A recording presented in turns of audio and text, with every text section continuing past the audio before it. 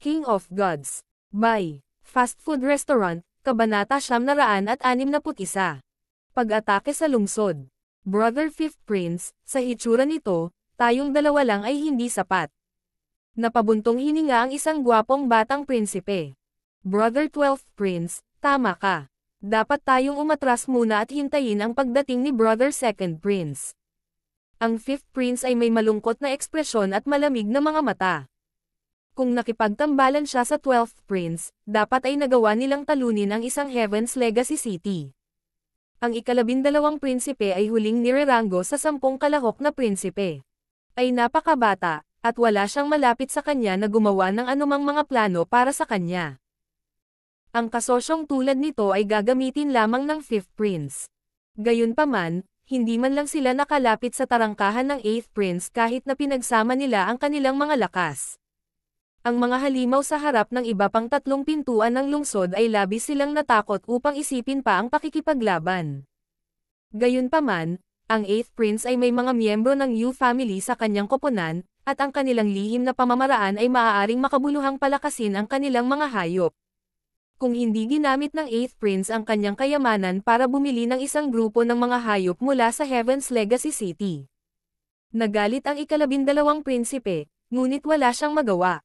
Ang mga umaatake ay maaaring makipagtulungan sa isa't isa, ngunit ang mga tagapagtanggol ay may kanilang mga pakinabang din.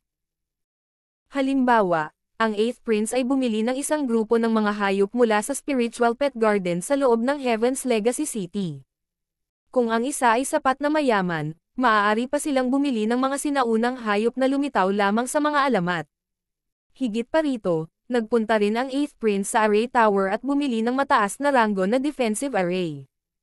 Hanggat mayroong isang array master sa kanyang koponan na kumokontrol dito, madali siyang makakapagtanggol. Ito ang dahilan kung bakit, kahit na walang intensyon ang isang prinsipe na maging crown prince, makikisali pa rin sila, gusto nilang masakop ang isang Heaven's Legacy City. Ang 4 na Heaven's Legacy Cities sa gitna ng Imperial Tombs ay mula sa Heaven's Legacy era. Nagkaroon ng hindi mabilang na kapalaran dito. Hanggat kayang bayaran ng isa ang presyo, maaari pa silang makakuha ng isang 10,000 Ancient Races bloodline. Ang 4 na Heaven's Legacy Cities ay nabihag ng ika-4, ika-7, ika-8, at ika-13 prinsipe. Sa 4 na ito, ang ika-8 prinsipe ang pinakamahina. Limited ang yaman at resources nila. Hindi sila makakabili ng mga hayop ng walang katapusan. Malamig na bumungisnis ang 5th Prince. Gagamitin ng lahat ng eksperto na pumasok sa Heaven's Legacy City ang karamihan sa kanilang kayamanan upang bilhin ang anumang kailangan nila, tulad ng mga armas o cultivation resources. Maraming quasi-sacred lords ang lumahok sa paglilitis sa Crown Prince upang pumunta rito at bumili ng mga espiritual na table task na makakatulong sa kanila na makakapasok sa Mystic Light Realm. Si Yu Tianhao ay nakatayo sa tuktok ng pader ng lungsod at tumingin sa paligid gamit ang kanyang itim na mga mata. Tuluyan niyang hindi pinansin ang 5th at 12th Prince habang nakatingin sa malayo. Hindi pa dumarating si Zhao Fang. Gusto ko ring makita kung gaano kahusay itong Zhao Fang. Medyo alam ni Yu Lenghua ang sitwasyon sa pagitan ni Yu Tianhao at Zhao Fang. Higit pa rito, pinilit pa ni Zhao Fang si Jibai, na nasa grupo ni Sacred Lord 100 Refined, na gamitin ang array sa kanyang Dragon Jade para makatakas. Zhao Fang. Nandito rin si Sacred Lord 100 Refined sa likod ng mga dingding, at nagbago ang kanyang ekspresyon matapos marinig silang nag-uusap. Kara-rating lang niya sa Heaven's Legacy City, at wala siyang sinabi sa iba tungkol sa bloodline ni Zhao Fang. Akala niya ay alam na ng Yu family ang tungkol dito. Sacred Lord 100 Refined, masyado mong minamaliit ang iyong mga kalaban. Baka kaya ka niloko ng isang hari. Biro ni Yu Lenghua. Sinabi sa kanila ni Jibai ang nangyari nang bumalik siya sa panig ng 8th Prince. Alam ninyong lahat na si Zhao Fang ay may bloodline ng Blood Devil Son, tama ba? Namula ang mukha ni Sacred Lord 100 Refined. Siyempre ginagawa namin. Malamig ang mga mata ni Yu Lenghua. Parehong binantayan ng Tai at Yu families ang hilagang kanlurang hangganan laban sa mga hindi tao, at ang dalawang pamilya ay patuloy na nag-aaway sa isa't isa. Parang may nangyari sa pagitan ni Zhao Feng at ng Tai family bago ang laban para sa mga posisyon. Gayunpaman, kahit na si Zhao Feng ay may bloodline na Blood Devil Son, hindi iyon dahilan para sa pagkabigo ng Sacred Lord 100 Refined. Ito ay hindi isang normal na bloodline ng Blood Devil Son. Bumaba ang tono ng Sacred Lord 100 Refined, at agad na nagsimulang mag-isip sina Yu Lenghua at Yu Tianhao. Ang ekspresyon ni Yu Lenghua ay biglang napalitan ng pagkagulat, at si Yu Tianhao ay nagpakawala ng isang surge of battle intent. Ito kaya ang perpektong bloodline ng Blood Devil Son. Tila may naalala si Yu Lenghua at iba ang kinikilos. Tulad ng inaasahan kay Zhao Feng. Ang mga mata ni Yu Tianhao ay kumikinang sa pananabik, at ang dugo sa loob ng kanyang katawan ay nagsimulang manginig. Hindi niya akalain na hindi sinasadyang makuha ni Zhao Feng ang perpektong Blood Devil Son bloodline ng Tai family. Ang Tai family ay kaaway ng Yu family. Dr. Li, pagalingin mo kaagad ang mga hayop. Ang Sacred Lord 100 Refined ay hindi tumugon kay Yu Lenghua. Mas nakatutok siya sa kasalukuyang laban. Ang pagsasama ng 5th Prince at 12th Prince ay naging dahilan ng paggastos nila ng maraming hayop. Kahit na ang Yu family ay may lihim na pamamaraan na maaaring magpalakas ng mga hayop, ang mga hayop na ito ay magiging mas mapapagod pagkatapos, at kailangan nila ng oras upang magpahinga. Masama kung biglang dumating ang team ng 9th Prince at atakihin ang Heaven's Legacy City na binabantayan ng 8th Prince. Sino yan? Nandito na ang ikalawang prinsipe. Ang mga mata ni Sacred Lord 100 Refined ay kumislap sa gulat habang nakatingin sa malayo. Ang 8th Prince at ang iba pang miyembro ng team sa loob ng mga metal na gusali ay nakatanggap ng mensahe ng Sacred Lord 100 Refined. Sa tapat ng metalikong mga pader ng lungsod, ang 5th at 12th Princes ay nagpahayag ng mga masasayang ekspresyon. Kapatid na pangalawang prinsipe, sa wakas nandito ka na. Agad na pumunta sa unahan ang 5th Prince. Brother 2nd Prince, mga miyembro ng team mo. Nakita ng ikalabindalawang prinsipe na ang ikalawang prinsipe ay mayroon lamang 9 na tao sa kanyang pangkat. Ang mukha ng ikalawang prinsipe ay naging pangit, at ang matanda na may balbas sa kanyang pangkat ay nagpahayag ng bahagyang awkward na ekspresyon. Sinundan siya ng 2 nawawalang miyembro at namatay sa Blackwind Canyon Forbidden Ground. Naiintindihan ko kung ano ang gusto niyong dalawa, at hindi tulad ng hindi tayo magkakasama. Panay ang ekspresyon ng ikalawang prinsipe. Oh, ano ang iba pang mga kinakailangan ng kapatid na pangalawang prinsipe? Maaari mong sabihin sa amin. Ang 5th at 12th Princes ay may bahagyang pangit na ekspresyon. Ang kabuoang lakas ng ikalawang prinsipe ay nireranggo sa ika-5, at ang kanyang lakas labanan ay hindi maaaring baliwalain. Isa siyang mahalagang salik na maaaring magpasya sa mananalo. Sa makatuwid, ang pangalawang prinsipe ay may karapatang humiling ng isang bagay mula sa kanila. Hanggat hindi ito masyadong nakakaapekto sa kanila, maaari nilang tanggapin ito. Kung magsasama-sama tayo, umaasa ako na walang sino man sa atin ang aatake sa isa't isa bago matapos ang paglilitis sa Crown Prince. Ang hinihingi ng ikalawang prinsipe ay nagpasindik sa 2 pang prinsipe sa isang sandali. Agad na ngumiti ang ikalabindalawang prinsipe.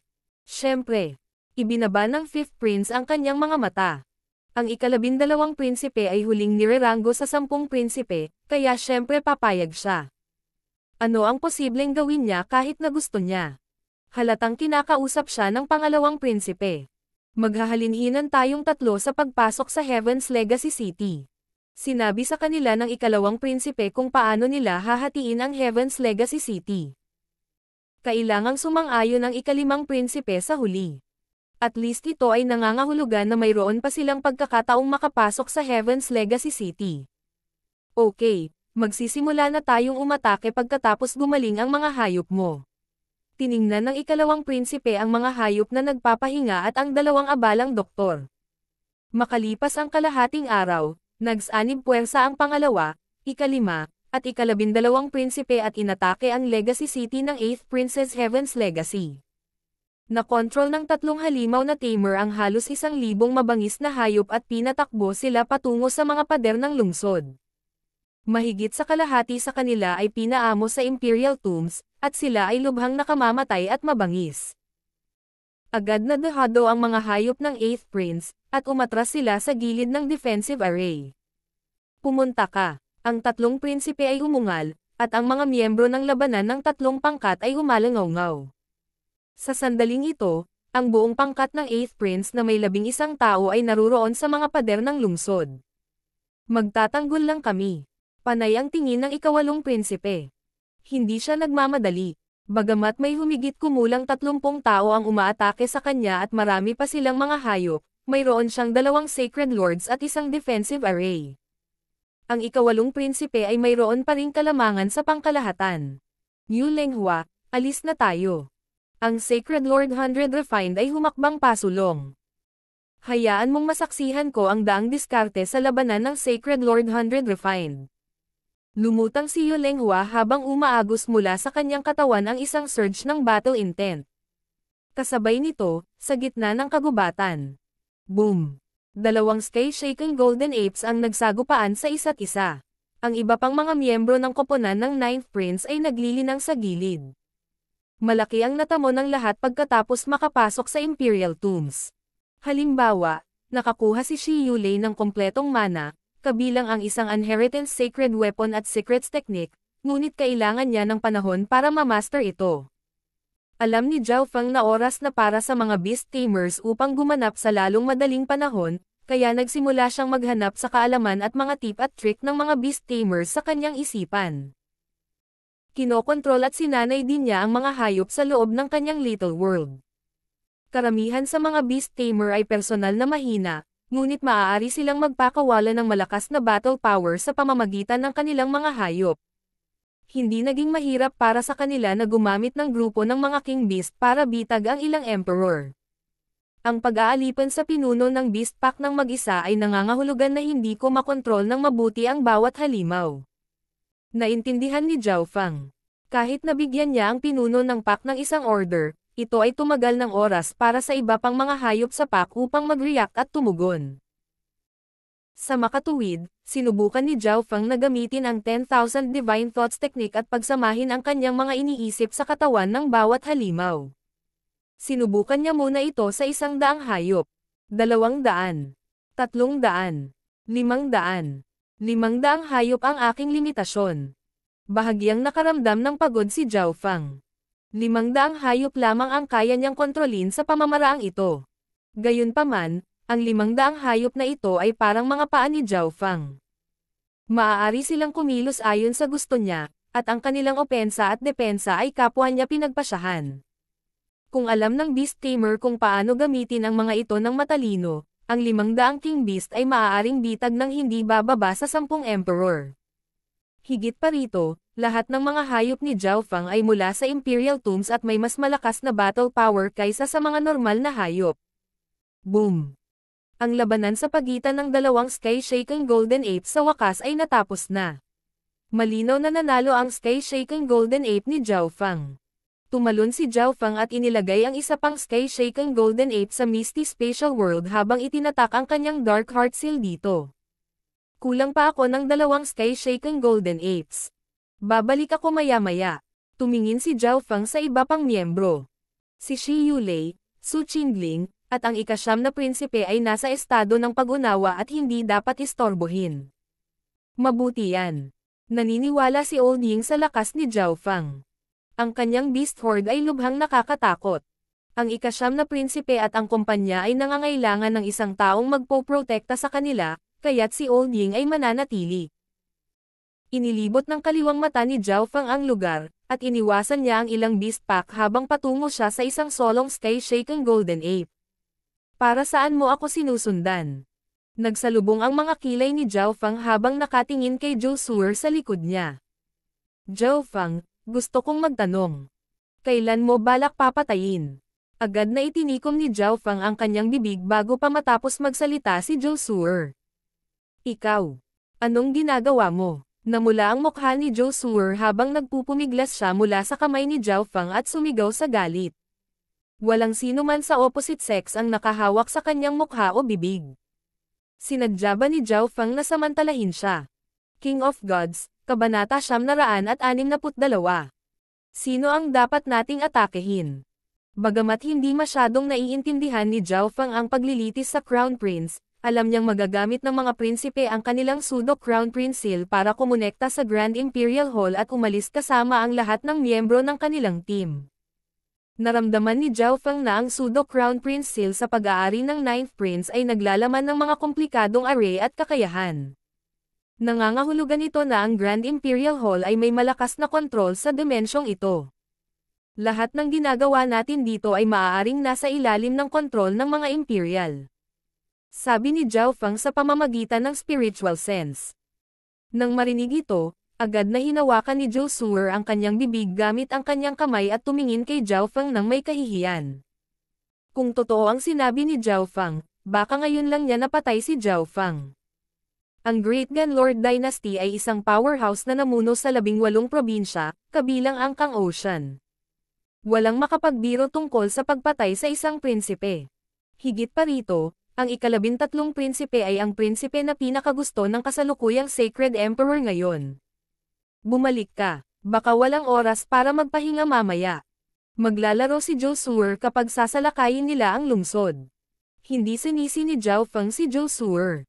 Hindi niya akalain na ang paglilitis sa Crown Prince ay magiging isang larong ganito.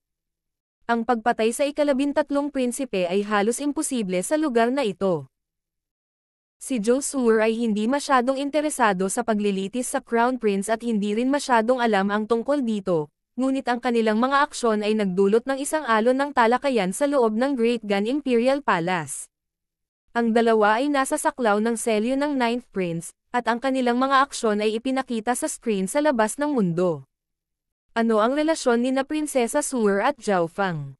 Nagawa ni Zhao Feng na dayin ang isang Imperial Princess.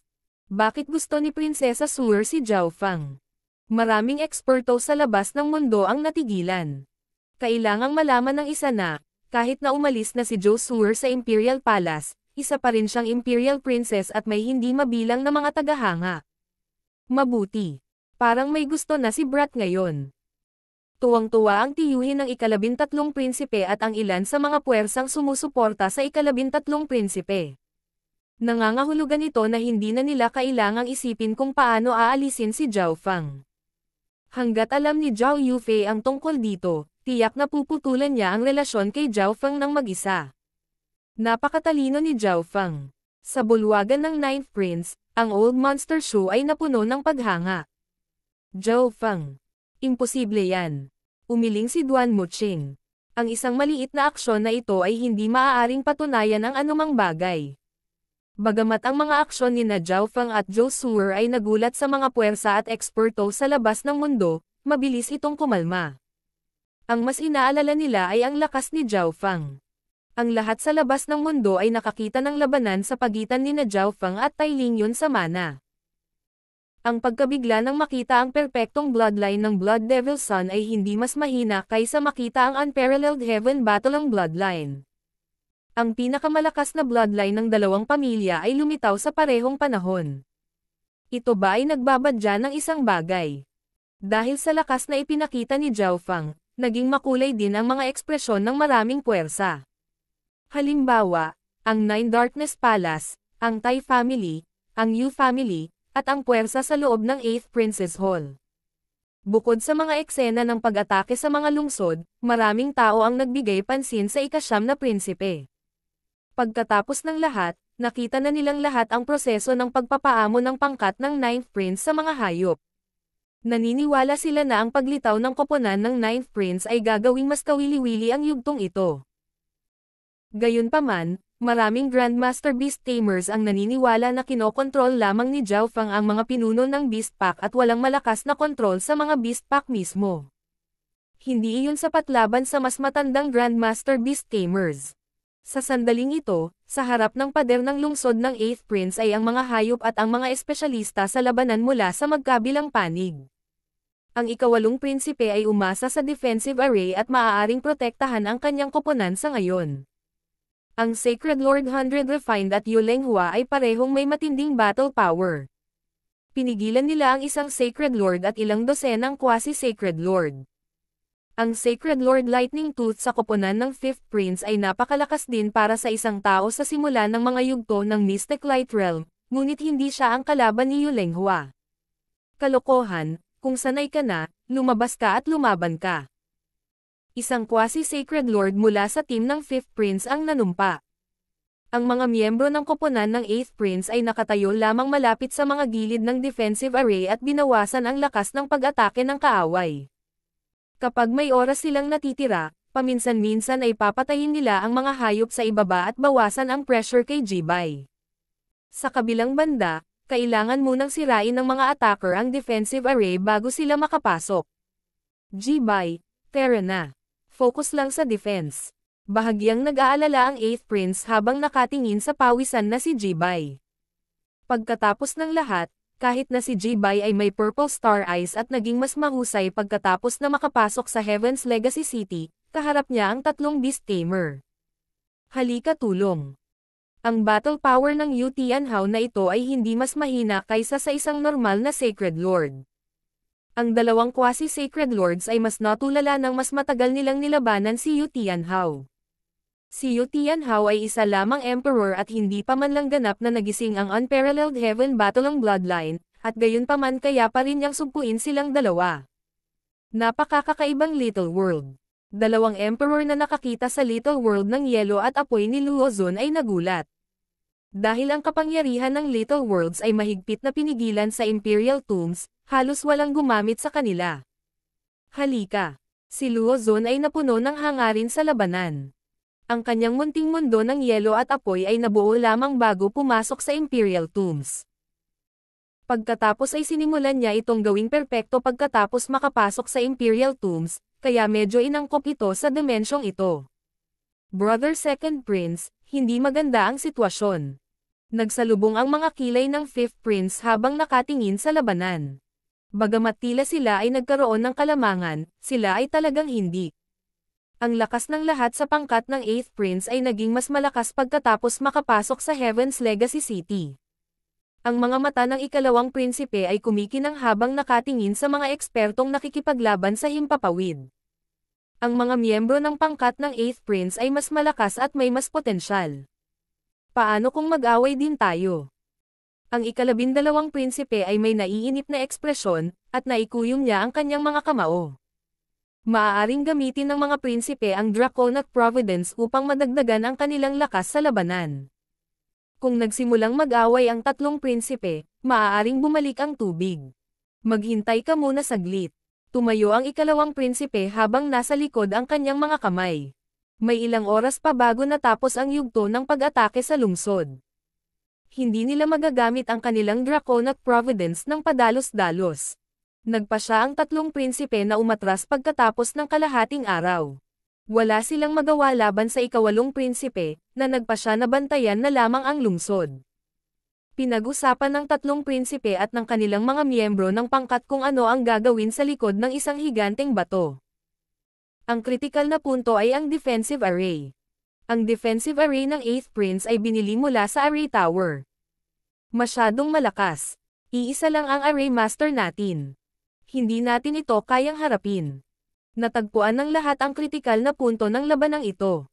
Sa sandaling ito, 4 na figure ang lumipad. Isang maapoy na mainit na aura ang bumaba bago pumasok sa Heaven's Legacy City sa silangang direksyon. Iyon ay isang grupo mula sa koponan ng 4th Prince. Ito ang grupo na pinamumunuan ng Sacred Lord Taiyanwo. Napabuntong hininga ang lahat matapos ang sorpresa. Bagamat ang lungsod na nabihag ng ika-4 na prinsipe ay may 2 grupo lamang na nagbabantay dito, walang nang ahas na salakayin sila. Pagkatapos ay gumawa ng isa pang plano ang 3 prinsipe. Gagamitin nila ang uri ng depensa at uri ng kapangyarihan ng mga hayop upang gugulin ang enerhiya ng defensive array. Pagkatapos lamang ay magagawa ng array master na sirain ang array. Pagkatapos ay ipinadala ng 3 prinsipe ang kanilang mga beast tamers at ilang mga miyembro ng labanan sa mga lugar na puno ng mga uri ng depensa at uri ng kapangyarihan ng mga hayop upang mapaamo ang ilan. Pagkalipas ng 2 araw, dumating ang isa pang grupo ng mga tao sa 4 na Heaven's Legacy Cities, ngunit hindi sila pinalabas ng 3 prinsipe. Ang 4 na Heaven's Legacy Cities. Si Shi Yulei ay labis na nasa sabik. Mula sa hitsura nito, tanging ang panig ng 8th Prince ang lumaban hanggang ngayon. Tumingin si Old Ying at sinabi. Era of the Heavens Legacy Race. Bahagyang nagbago ang malamig na ekspresyon ni Su Qingling. Ito ay talagang isang Heavens Legacy City. Ang saya at pagkagulat ay sumilay sa mga mata ni Zhao Fang. Bumalik sa 18 Corners Pirate Sacred Land, nakapasok si Zhao Fang sa nakatagong Heaven's Legacy City sa ilalim ng karagatan. Ginastos na ni Zhao Fang ang lahat ng kanyang kayamanan noon ngunit hindi pa rin siya nasisiyahan. Hindi niya inaasahan na makakakita muli ng Heaven's Legacy City. Hindi mapigilan ni Zhao Fang na ipakita ang isang mahinang ngiti. Malamang marami siyang mabibili sa yaman niya ngayon. Ika-9 na prinsipe. Nagsimulang mag-isip ang ikalawang prinsipe habang nakatingin sa ika-9 na prinsipe. Ikalawang prinsipe, tayong tatlo ay sapat na upang ibagsak ang Heaven's Legacy City na ito. Agad na sabi ng ika-5 prinsipe. Alam niyang pinag-iisipan ng ikalawang prinsipe kung makikipagtambalan ba o hindi sa ika-9 na prinsipe. Zhao Fang, si Zhu Yuan at 3 iba pang miyembro mula sa koponan ng 5th Prince ay tumawag. Kasabay nito, isang elder na nakaputi at 3 iba pang miyembro mula sa pangkat ng 12th Prince ay sumigaw din sa pangalan ni Zhao Fang sa pagkadismaya. Si Zhao Fang, Old Ying, at Jing Kai ay hindi namatay. Ang may balbas na matanda at isa pang miyembro mula sa pangkat ng ikalawang prinsipe ay nakaramdam ng hindi makapaniwala. Ang lahat ng mga grupo na pumasok sa Blackwind Canyon ay nawalan ng ilang miyembro, ngunit ang grupo ni Zhao Fang ay nakaligtas lahat. Zhu Yuan, ano ito? Tanong ng 5th Prince. Kamahalan, nakilala namin si Zhao Fang sa Imperial Sky Inheritance pagkatapos na palayasin ng Sacred Lord 100 Refined, at kinulit niya kami para sa isang Dragon Jade. Namula ang mukha ni Zhu Yuan sa kahihiyan. Nang marinig iyon, nagalit ang lahat sa team ng 5th Prince na hindi pa nakakaalam. Ilang divine senses ang naskan mula sa 4 na Heaven's Legacy Cities. Zhao Fang. Lumipad si Yu Tianhao sa tuktok ng pader ng lungsod habang lumalabas sa kanyang mga mata ang layunin ng labanan.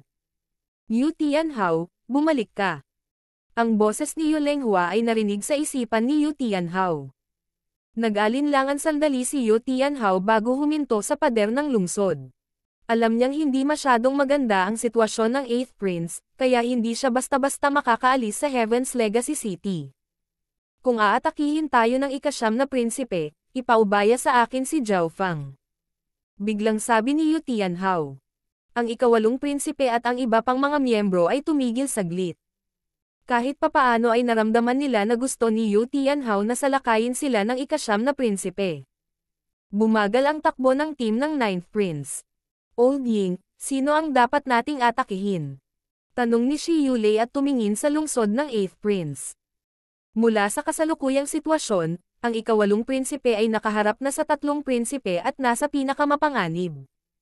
Walang mga palatandaan ng labanan sa iba pang 3 Heaven's Legacy Cities, kaya lahat ng kanilang lakas ay ganap na napanatili. Shen Jizi, Zhao Fang, ano sa palagay mo? Tanong ni Old Ying matapos mag-isip sandali. Ipinikit ni Shen Jizi ang kanyang mga mata at nagsimulang magkalkula habang si Zhao Fang ay nagsimulang mag-isip din. Ang ika-7 prinsipe. Sabay na sabi ni na Zhao Fang at Shen Jizi. King of Gods, Kabanata 963. Pag-aaway sa pagitan ng mga hayop.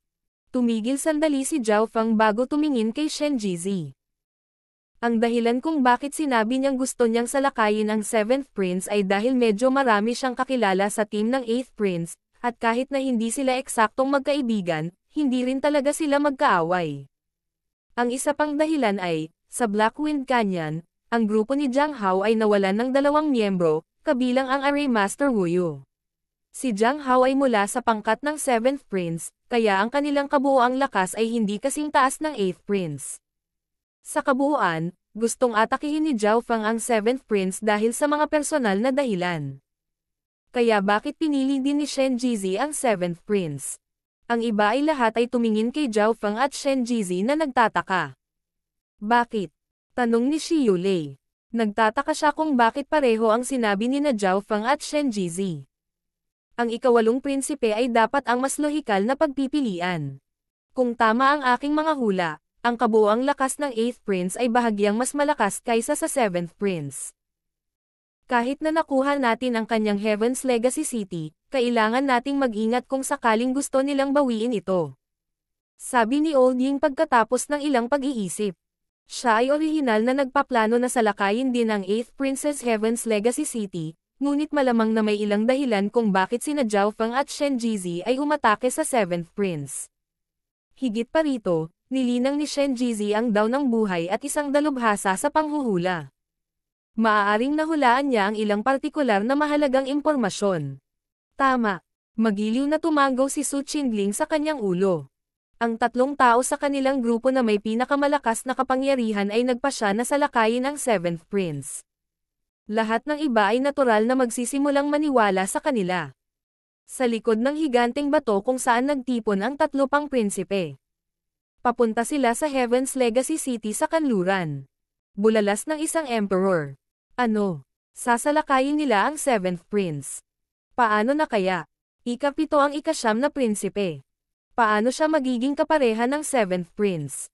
Ang lakas ng 7th Prince ay nasa ika-3 pwesto. Nililigawan nila si kamatayan. Maraming mga eksperto na kabilang sa 3 prinsipe ang nangungutya at nagulat. Siguro dahil nakita ng 9th Prince na pinagtagpo kaming 3.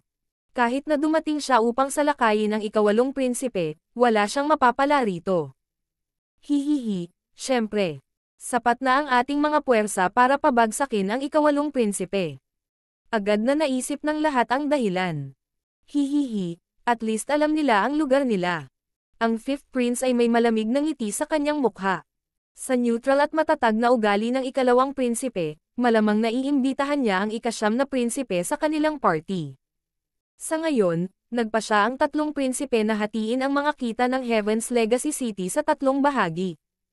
Halatang ayaw ng 5th Prince na sumali ang 9th Prince at hatiin pa ang kita.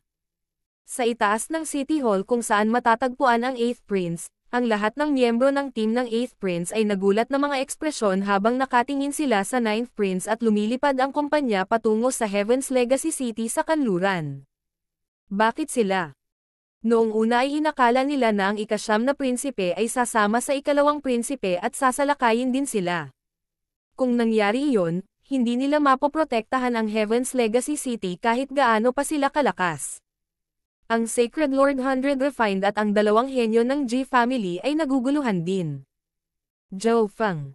Bahagyang nadismaya si Yu Tianhao, at tumingin siya sa mga nasa likuran niya bago nagsalita sa seryosong tono. Dapat ay dahil natalo na kayong lahat kay Zhao Feng, kaya pakiramdam niya ay wala nang saysay ang pag-atake sa Heaven's Legacy City na ito. Nang marinig ito, ang mga ekspresyon ng 8th Prince, Luo Zun, Sacred Lord 100 Refined, at ang mga henyo ng G family ay tumigas. Nagsimulang umawang ang kanilang mga bibig, ngunit wala silang sinabi, ito ay totoo. Ang lakas ni Zhao Feng ay malalim na nakatatak sa kanilang mga puso, lalo na sa ika-8 prinsipe. Ang 8th Prince ay puno ng panghihinayang mula noong una niyang nakilala si Zhao Feng. Si Zhao Feng ay nagkaroon ng malaking tagumpay sa Divine Illusion Dimension, at mayroon pa siyang perpektong bloodline ng Blood Devil Son. Kung pinananatili lang niya ang isang magandang relasyon kay Zhao Feng, marahil si Zhao Feng ang isa sa kanyang pinakamalaking katulong ngayon. Sa sandaling ito, sa Heaven's Legacy City na matatagpuan sa kanluran. Ika-7 prinsipe, dumating na ang pangkat ng ika-9 na prinsipe. Malumanay na sabi ng isang iskolar na may makinis na mukha. Hihihi. Hindi niya alam kung gaano kataas ang langit o kung gaano kakapal ang lupa. Nagsalita ang isang payat na matanda na may matatalas na mata na tila nakikita ang lahat. Sa tabi ng matanda ay isang nasa katanghaliang gulang na lalaki na nagpapalabas ng hindi nakikitang layunin ng sword mula sa kanyang mga mata. Ang dalawang ito ay mga eksperto ng Tao of the Sword mula sa numero 1 sword sect sa Great Gunlord Dynasty, ang Sky Sword Pavilion. Kamahalan, si Zhao Feng ay hindi simple. Sabi ni Jiang Hao sa mababang tono. Kahit gaano siya katangi-tangi, isa lang siyang Void God Realm King. At saka, ang kanyang status bilang isang beast tamer ang pinakamahalaga sa yugtong ito. Puno ng paghamak ang mga mata ng ika-7 prinsipe. Wala siyang pakialam sa sinabi ni Jiang Hao. Kung ang pinagsamang puwersa ng pangalawa at ika-5 prinsipe ang umatake sa kanya, kailangan niyang mag-alala. Gayunpaman, Ito ay ang maliit na ikasyam na prinsipe sa kanyang sarili. Hindi niya ito isinapuso. Totoo yan. Tumanggaw si Jiang Hao. Bumalik sa Blackwind Canyon, ang nakakatakot na kakayahan ni Zhao Fang ay nag-iwan ng malalim na impresyon sa kanya, ngunit ang mga Beast Tamers ang pinakamahalagang papel sa pag-atake sa mga lungsod.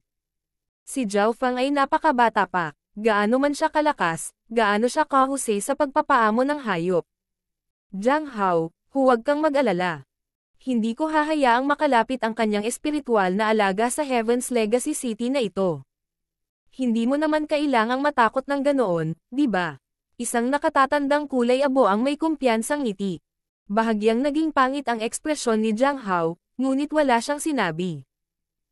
2 tao sa grupo na pinamunuan niya sa Blackwind Canyon ang namatay, kasama si Array Master Wu Yu. Siya at ang isa pang quasi-sacred lord ay kailangang gumamit ng array sa kanilang Dragon Jades para bumalik sa panig ng 7th Prince. Sila ay nagkaroon ng matinding pagkatalo, at siya ay nawala ang lahat ng mukha. Sa makatuwid, si Jiang Hao ay nawalan ng karapatang magsalita sa pangkat ng 7th Prince. Aasa tayo kay Grandmaster Beast Tamer Zhang Yi. Nakangiting sabi ng 7th Prince. Dahan-daang lumabas si Zhang Yi mula sa isang gusali at lumipad sa tuktok ng pader ng lungsod, pagkatapos ay mapaglarong tumingin sa papalapit na koponan ng 9th Prince.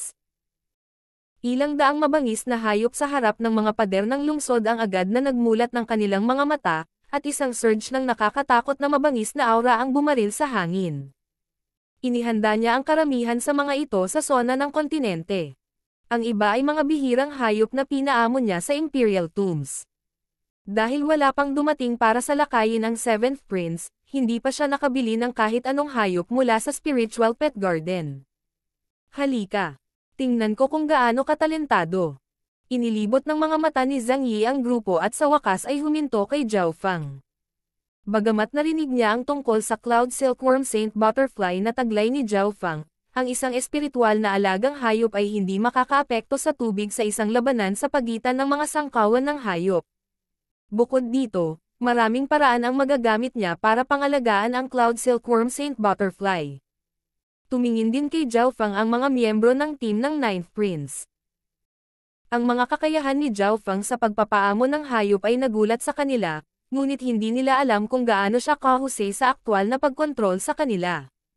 Gayunpaman, dahil si Zhao Fang ang nagmumungkahi na salakayin ang ikapitong prinsipe, naniniwala sila na mayroon siyang kaunting kasanayan. Higit pa rito, ang bilang ng mga hayop na madali niyang nalampasan ang bilang ng mga hayop sa harap ng tarangkahan ng 7th Prince. Ito ang pangunahing dahilan kung bakit naglakas loob ang 9th Prince na sumalakay. Lumakad pasulong si Zhao Fang at iwinagayway ang kanyang braso, at agad na lumitaw ang karagatan ng mga hayop. Makamandag na alakdan, wind wolves, at 2 sky-shaken golden apes. Binigyan mo ako ng surpresa. Tumawa si Zhang Yi. Masasabi niyang ang 2 beast pack ay mula sa Imperial Tombs. Batay sa katotohanan na pinaamo niya ang 2 buong beast packs, tila nag-effort ang team ng 9th Prince. Gayunpaman, magiging isang panaginip kung gusto nilang talunin ang 7th Prince sa pamamagitan lamang ng pag-asa sa 2 beast pack na ito at sa 2 sky-shaken golden apes. Una, nagkaroon ng malaking pagkakaiba sa mga numero. Pangalawa, may malaking pagkakaiba sa pagitan ng mga beast tamers. Si Zhao Fang ay hindi nag-abala kay Zhang Yi. Isang malabong gininto ang kislap ang lumitaw sa kanyang kaliwang mata. Kasabay nito, sinimulan niyang i-circulate ang 10,000 Divine Thoughts technique sa ilalim ng kanyang kaluluwa, at ilang daang mga pag-iisip ang sumanib sa katawan ng bawat halimaw. Ang isip ni Zhao Fang ay ganap na nakatuon sa mga hayop na ito. Para bang ang mga halimaw na ito ay sarili niyang mga paa. Napakalakas ng soul intent. Naramdaman ni Zhang Yi na malapit nang umatake si Zhao Fang. Ang soul intent na kasalukuyang ipinapakita ni Zhao Fang ay katumbas ng kanyang sarili. Dahil dito, naging maingat at maingat si Zhang Yi. Ho! Ang mga hayop sa harap ng pader ng lungsod ay nagsimulang magayos. Sugod. Utos ni Zhao Fang. Ang 2 sky-shaken golden apes ang unang nanangil. Boom! Boom! Kahit na ang 2 sky-shaken golden apes ay napakalaki, sila ay maliksi. Para silang mga gintong bundok habang sila ay naduraj pasulong. Ang mga windwolves at ang makamandag na alakdan ay sumunod na malapit sa kanilang likuran. Mountain Giants, sugod. Naunawaan ni Zhang Yi ang sky-shaking golden apes ng lubos. Tanging ang Mountain Giants, na dalubhasa sa pagtatanggol, ang maihahambing sa kanila. Bam! 4 na higanti ang nagsagupaan. Atakihin ang mga kahinaan. Inikat ni Zhao Fang ang kanyang kaliwang mata at nagbuhos ng higit pang mga iniisip sa sky-shaking golden ape. Kinokontrol niya ang isa sa sky-shaking golden apes at ginawa itong patuloy na inatake ang isa sa kanang paa ng Mountain Giant. Ang isa pang sky-shaking golden ape ay paulit-ulit na umatake sa balikat ng isa pang Mountain Giant. Paano ito posible? Paano malalaman ng sky-shaking golden apes ni Zhao Fang ang mga kahinaan ng aking Mountain Giants? Natigilan si Zhang Yi. Ang Mountain Giants ay nakipag-away sa kanya sa loob ng maraming taon, kaya sila ay may mga tinatagong pinsala. Gayunpaman, paano magiging matalino ang mga hayop ni Zhao Fang? Higit pa rito, ang estilo ng dalawang sky-shaking golden apes na ito ay tuloy-tuloy, at mayroon pa silang mga bakas ng paggamit ng mga diskarteng mababa ang antas. Naghinala pa si Zhang Yi na kinuha ng ilang hari o emperor ang mga katawan ng sky-shaking golden apes na ito. Ang kanilang estilo at instinct sa labanan ay kapareho ng isang tao. Agad na napaatras ang dalawang Mountain Giants. Black Fur Giant Bears, tulungan mo sila. Medyo pangit ang ekspresyon ni Grandmaster Zhang Yi. Ang mga unang hayop na pinadala niya ay madaling natalo ng sky-shaking golden apes ni Zhao Fang. Ho! Dalawang itim na balahibo na oso na mas maliksi kaysa sa Mountain Giants ang sumugod at nilaslas ang kanilang mga itim na paa pababa. Ang mga paa na ito ay sinundan ng hindi mabilang na matalas na bagzo ng hangin. Umalis. Si Zhao Fang ay nagbigay ng isang mahinang ngiti at ginawa ang sky-shaking golden apes na umatras ng ilang hakbang at umiwas sa gilid. Ang mga pag-atake ng paa ng Black Fur Giant Bears na kiskisan ng balahibo ng sky-shaking golden apes. Paano ito posible? Halos lumuwa si Zhang Yi ng isang subaw ng dugo. Ang dalawang sky-shaking golden apes na ito ay tiyak na may tunay na sentimiento para sa kanila na makaiwas sa mga pag-ataking iyon ng napakabilis. Ang mga normal na hayop ay hindi maaaring kumilos ng ganito. Ang koponan ng Ninth Prince ay natarante rin. Nang mahuli nila ang dalawang halimaw na ito, sila ay lubhang pipi at alam lamang kung paano umatake ng mabangis. Ito ang sky-shaking golden apes na nakuha natin. Hinawakan ni Shi Yulei ang kanyang ulo sa gulat. Marahil ay binigyan sila ni Zhao Fang ng kakaibang pagsasanay. Si Su Qingling ay may matigas na ekspresyon.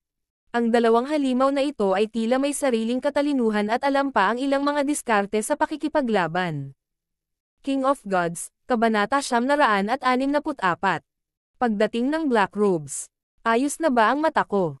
Lubos na natalo ng mga hayop ni Zhao Fang ang mga hayop ni Zhang Yi. Paano ito posible? Ganyan ba talaga kalakas ang beast taming skills ni Zhao Fang? Ang pinagsamang puwersa ng 5th, 12th, at 2nd Princess ay napabulalas sa gulat habang ginagamit nila ang kanilang divine senses upang makita kung ano ang nangyayari. Ito ay hindi posible. Ang ika-5 prinsipe ay nagpakalat ng sarili niyang divine sense at nakakita ng isang bagay na hindi niya pinaniniwalaan.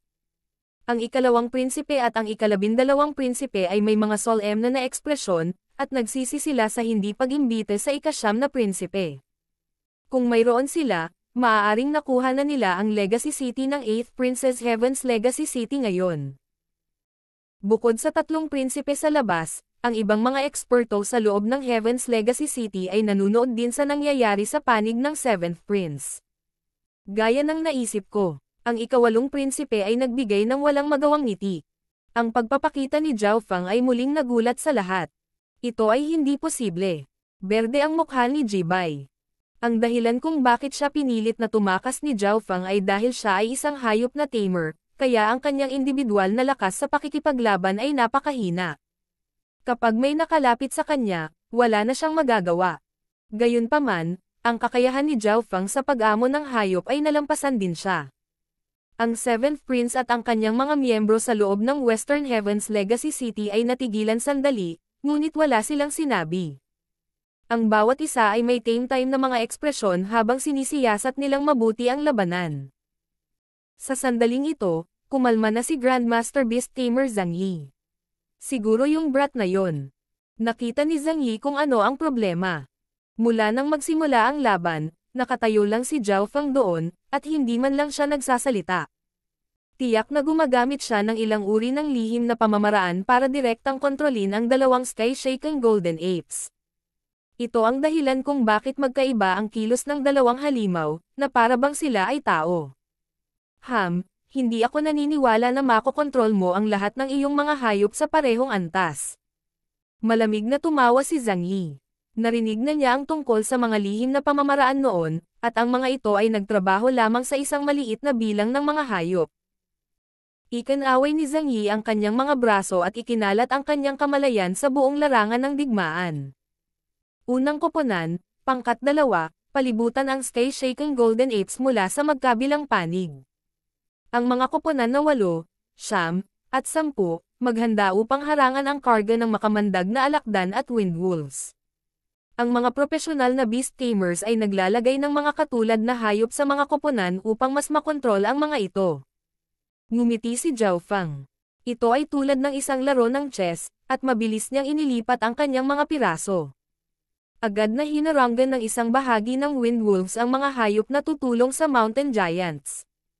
Kasabay nito, ang mga makamandag na alakdan ay dumagsa sa mga pader ng lungsod at nakipagsagupaan laban sa mga hayop ni Zhang Yi. Ang bilis ng mga reaksyon. Lumalabas ang malamig na pawis sa noo ni Zhang Yi. Sa sandaling ibinigay niya ang kanyang mga utos, sinagot ni Zhao Feng ang kanyang sariling mga hayop. Ang koponan ng Ninth Prince na nakatayo sa likod ni Zhao Feng ay may masayang ngiti sa kanilang mga mukha habang pinapanood nila ang laban. Si Zhao Feng ay mas malakas kaysa kay Zhang Yi. Alam ni Shi Yulei ang tungkol sa katanyagan ni Grandmaster Beast Tamer Zhang Yi sa Great Gunlord Dynasty. Sa orihinal, ang inaasahan lang niya ay ang maging kapantay ni Zhao Feng si Zhang Yi. Bakit hindi agad na alisin ni Zhao Feng ang lahat ng kanyang mga hayop? Bahagyang natarante si Su Qingling. Alam nilang lahat kung gaano karaming mga hayop ang mayroon si Zhao Feng. Hindi na niya kailangan pang kontrolin silang lahat. Magagawa niyang matabyunan ang gate ng lungsod ng 7th Prince na may mga numero lamang. Maaaring pinapanatili niya ang kanyang lakas upang magamit ito bilang isang sorpresa mamaya. Nag-isip sandali ang Old Ying bago sinabi ang naisip niya. Bagamat mayroon silang kalamangan sa bilang, ang pagkakaiba sa lakas sa pagitan ng mga miyembro ng labanan ay masyadong malaki. Ang puwang na ito ay maaari lamang paikliin sa pamamagitan ng mga hayop. Sa makatuwid, kung nagawang talunin ni Zhao Feng si Zhang Yi ngayon, ang natitirang mga hayop ay maaaring gamitin upang pangasiwaan ang mga nasasakupan ng 7th Prince. Nang marinig ang pagsusuri ni Old Ying, tumanggo ang lahat. Hindi maaaring baliwalain ang mga miyembro ng koponan ng 7th Prince. Kinailangan nilang bigyang pansin lalo na ang dalawang eksperto sa sword daw mula sa Sky Sword Pavilion at isang Sacred Lord na dalubhasa sa Dao of the Soul. Bukod sa kanila, nandoon din ang walang katulad na kababalaghan na si Jiang Hao mula sa Jiang family. Ang mga natitirang quasi-Sacred Lords ay mga dalubhasa rin na matagal ng sikat. Gayunpaman, walang nakakaalam na si Zhao Feng ay masayang naglalaro sa paligid ngayon. Pakiramdam niya ay maganda ang pakiramdam ng pagkontrol sa buong sitwasyon mula sa likuran, at nakatulong ito sa kanya na linangin ang 10,000 Divine Thoughts Technique. Ang bilang ng mga hayop na kinokontrol ni Zhao Feng ngayon ay eksaktong 500. Kahit na si Zhang Yi ay kumokontrol sa 700, si Zhao Feng ang may kalamangan. Kalokohan, ano bang nangyayari? Ang mga hayop ni Zhao Feng ay laging nagagawang umatake sa mga kahinaan ng aking porma sayon. Nagsimulang makaramdam ng pagod si Zhang Yi. Masyadong mabilis ang mga reaksyon ng mga hayop ni Zhao Feng. Siya ay palaging nasa depensa ba at kailangang magbantay laban sa mga hayop ni Zhao Feng. Ikinaway ni Zhao Feng ang kanyang braso, at lumitaw ang 50 Night Wolves. Kasabay nito, 50 pag-iisip ang sumanib sa kanilang mga katawan. Ang 50 Night Wolves na ito ay pumasok sa labanan. Malaki ang pagkakaiba sa kung paano kinokontrol ni Zhao Feng at Zhang Yi ang kanilang mga hayop. Inutusan lang ni Zhang Yi ang mga hayop sa paligid habang si Zhao Fang ay personal na pumapasok sa labanan. Ang bawat hayop sa larangan ng digmaan ay naglalaman ng bahagi ng kanyang kamalayan, na para bang isa sila sa kanyang mga doppelganger. Ano? Marami pa siyang halimaw. Natigilan si Zhang Yi, at agad niyang itinoon ang kanyang mga hayop at tumutok sa depensa. Sa isang metal na gusali sa likod ng Zhang Yi. Sinabi ko sa iyo na si Zhao Fang ay hindi simple. Sa wakas ay masasabi na ito ni Jiang Hao nang may puffed out na dibdib. Binalaan na niya sila noon pa man, ngunit hindi inilagay ni Grandmaster Beast Tamer Zhang Yi si Zhao Fang sa kanyang mga mata at ngayon ay nasa ganoong kalagayan. Dapat ba tayong pumunta sa Spiritual Pet Garden at bumili ng ilang makapangyarihang hayop? Nagsimulang magpanik ang 7th Prince. Masasabi niyang napakalakas ng kontrol ni Zhao Fang sa kanyang mga hayop. Kamahalan, hindi na kailangan. Hindi mahalaga kung gaano karaming mga hayop ang ibigay natin kay Zhang Yi. Ang pangunahing punto ay kung paano kontrolin ang mga ito. Maliban na lang kung bibili tayo ng ilang Sacred Lord level beast, si Zhang Yi ay hindi magiging kalaban ni Zhao Fang. Nagningning ang mga mata ng iskolar nang maramdaman niya ang labanan sa labas ng lungsod. Tiningnan niya ang bawat detalye ng labanan at sinuri niya na may napakalaking pagkakaiba sa pagitan ng mga kasanayan sa pagpapaamo ng hayop ni Zhang Yi at ni Zhao Fang. Kung bibigyan nila si Zhang Yi ng mas maraming hayop at hindi niya ito makontrol ng maayos, magdudulot lamang ito ng mas maraming kaguluhan. Kung gayon, ano ang dapat nating gawin? Apurahang tanong ng ikapitong prinsipe. Kung magpapatuloy ito, mawawalan tayo ng grupo ng ating mga hayop. Dapat na tayong sumugod. Sinabi sa kanila ng iskolar ang kanyang plano, at naging mapagpasyahan ang kanyang tono. Ang dalawang eksperto sa sword daw ay agad na nagmulat ng kanilang mga mata, at lumitaw ang isang hindi nakikitang sinag ng sword intent na nagpalamig sa puso ng lahat. Totoo yan. Gaano kalakas ang loob ng isang pangkat na walang mga sacred lord na subukang salakayin tayo. Isang payat na lalaki ang tumayo at naglabas ng madilim at malamig na aura. Nang maramdaman ng dalawang katabi ang aura na ito, nanginig ang kanilang mga kaluluwa. Bukod sa dalawang quasi-sacred lords na namatay kanina at Grandmaster Beast Tamer Zhang Yi, ang 7th Prince ay mayroon pa ring scholar, dalawang sacred lords, at tatlong quasi-sacred lords sa kanyang team. Ano ang mayroon ang ikasyam na prinsipe para subukan niya ang laban na ito? Lu Changqi, iiwan ko si Zhao Fang sa iyo. Kailangan mo lang gawing magulo ang mental energy niya. Tiningnan ng iskolar ang nasa katanghaliang gulang na lalaki mula sa Sky Sword Pavilion. Napakasimple. Mabilis ang mga salita ni Lu Changqi. Ho! 6 na eksperto ang lumipad sa tuktok ng pader ng lungsod. Protektahan si Zhao Fang at ang mga hayop. Agad na nagbago ang ekspresyon ng Old Ying. Kasabay nito, ang pangkat ng ikasyam na prinsipe ay sumusugod. Si Shen Jizi, na nakatayo sa likuran, ay naghanda na ng array flag. Inihagis niya ito, at tinakpan ng malabong gininto ang harang si Zhao Fang at ang ilan sa mga hayop. Nakapaghanda na ang pangkat ng ikasyam na prinsipe. Hindi sila makikipag-clash sa team ng 7th Prince. Pipigilan nila ang mga eksperto ng kalaban at hihintayin ang mga hayop ni Zhao Fang na manig, pagkatapos ay sama-samang atakihin ang mga miyembro ng koponan ng 7th Prince. Kung lahat kayo ay nagmamadali, tapusin na lang natin ito. Tumigil si Zhao Fang sa kalokohan at iwinagayway ang kanyang kanang kamay. Boom! Boom! Boom! 5 gininto ang figure tulad ng maliliit na metal na bundok ang lumitaw sa larangan ng digmaan at lumikha ng isang alon ng isang mabangis na aura. Ano? Mayroon pang sky-shaking golden apes. Kapansin-pansing nagbago ang ekspresyon ni Zhang Yi. Nagtitimpi si Zhao Fang sa buong oras na ito. Kailangang malaman ng isa na ang sky-shaking golden ape ay isang peak emperor level beast, at sa sinaunang dimensyong ito, ang kanilang battle power ay mas malakas pa kaysa sa normal na quasi-sacred lords. Paano ito posible? Natigilan din ang scholar. Nangangahulugan ito na ang sitwasyon ay magiging medyo magulo. Kahit na umatake sila ng buong lakas, baka hindi nila makuha ang kapangyarihan. Binigyan ng matalim na sulyap ng iskolar si Zhao Fang. Ang paghawak sa mga nakatagong baraha at paggamit nito upang mahuli ang kalaban na walang bantay ay may mga espesyal na epekto. May natitira pa ba si Zhao Feng sa kanyang manggas? Hindi lang nila alam. Hayaan mo akong hawakan itong 5 sky-shaken golden apes. Isang payat na elder ang dahan-daang humakbang, at ang invisible na sword intent ay bumungad sa kanya. Salamat, Sacred Lord Sharp Edge. Ang swerte ng scholar ay nagkaroon ng 2 Sacred Lords ang kanilang team. Ang isa ay si Sacred Lord Sharp Edge, na dalubhasa sa pisikal na pag-atake, habang ang isa ay Sacred Lord Dark Soul. Lumabas si Sacred Lord Sharp Edge at nilaslas ang kanyang mahabang puting jade sword, na lumikha ng mga alon ng sword chi. Dahil sa pressure ng hitsura ng Sacred Lord, ang battle power ng Beast Horde ni Zhao Feng ay bumaba ng husto. 4 na miyembro na nagdadalubhasa sa labanan ay sumisingil din. Biglang itinaas ng Sacred Lord Sharp Edge ang kanyang espada, at ang hindi mabilang na alon ng sword chi ay bumuo ng buhawi. Gayunpaman, ang Sacred Lord Sharp Edge ay hindi nagpakawala ng pag-atake, at ang iba pang 4 na miyembro ay tumigil din. Whoosh! Isang itim na figure ang lumutang patungo sa kanila mula sa malayo.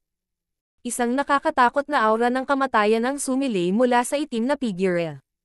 Kahit napakalayo niya, pakiramdam ng lahat ay nanginginig ang kanilang kaluluwa. Isang miyembro mula sa pangkat ng 13th Prince. Malungkot ang ekspresyon ng Sacred Lord Dark Soul mula sa pangkat ng 7th Prince. Ang nakakatakot na aura na ito ay naging dahilan upang maging siya ay mag-alinlangan. Siya yon. Nagsalubong ang mga kilay ni Zhao Feng. Bago magsimula ang paglilitis sa Crown Prince, inatake siya ng taong ito. Nakita rin ni Zhao Feng ang ilan sa mga nangyari noong papasok pa lang siya sa Imperial Tombs, kaya alam niya na hindi simple ang taong nakasuot ng itim na damit. Naramdaman din niya ang puot mula sa taong ito na nakasuot ng itim sa Blackwind Canyon Forbidden Ground. Ang taong nakasuot ng itim na damit ay makikialam na ngayon sa labanan sa pagitan ng 7th at 9th Princes. Ang kanyang layunin ay napakalinaw. Zhao Feng. Ang taong nakasuot ng itim ay parang multo habang bumababa sa larangan ng digmaan. Ang nakakatakot na layunin ng kamatayan ay nagpang-inig sa mga hayop sa ibaba habang ang kanilang puwersa sa buhay ay naubos. Agad na umatras ang 5 miyembro mula sa panig ng 7th Prince. Sino ang taong ito? Malungkot ang ekspresyon ng Sacred Lord Sharp Edge. Sa isang iglap, ilang taon ng kanyang life force ang nawala.